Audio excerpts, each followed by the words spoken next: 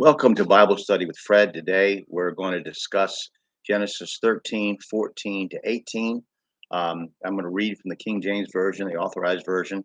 And the Lord said unto Abram, after that Lot was separated from him, lift up now thine eyes and look from the place where thou art northward and southward and eastward and westward. Might have been better to read that. Lift up now thine eyes and look from the place where thou art, northward, southward, and eastward and westward. For all the land which thou seest, to thee will I give it, and to thy seed forever. I will make thy seed as the dust of the earth, so that if a man can number the dust of the earth, then shall thy seed also be numbered. Arise, walk through the land in the length of it, and the breadth of it, for I will give it unto thee. Then Abram removed his tent and came and dwelt in the plain of Mamre, which is in Hebron, and built there an altar unto the Lord. Abram is the physical progenitor of the Jewish people, the Arab, and others, as well as the spiritual ancestor of all Christians, and he and his seed were promised a dwelling place on earth. Verse 15, for all the land which thou seest, to thee will I give it, and to thy seed forever. God states that eventually Abram's descendants will be innumerable and not be able to be counted.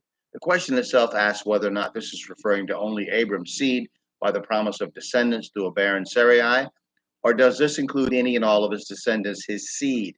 This is a physical promise of physical territory, land. This is a grant, a promise, and a covenant of land given to the descendants of a man who pleased his creator. This will become an important issue in a few chapters. One must sort out to understand God's future plans.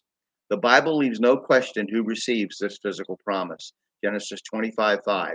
And Abraham gave all that he had unto Isaac.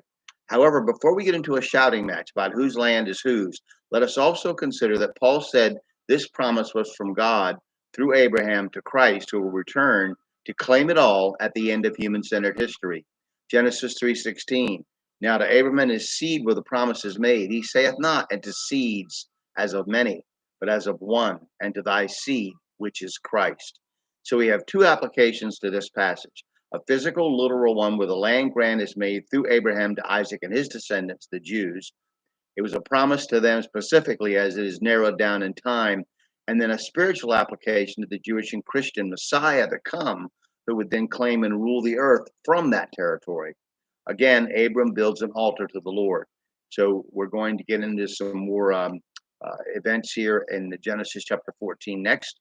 I thank you for listening, and I hope that you would study your Bible. And even if you don't agree with my comments, you'll have your own.